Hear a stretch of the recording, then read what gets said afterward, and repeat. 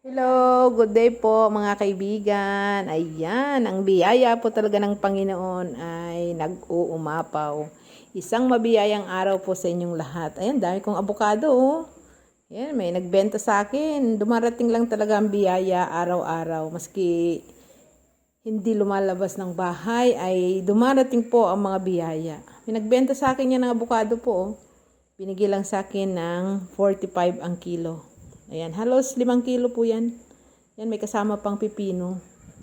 May pa-pre pa siyang pipino dyan. Okay, thank you Lord. Maraming salamat po. Ayan. Pero hilaw pa po, hindi pa pwedeng kainin.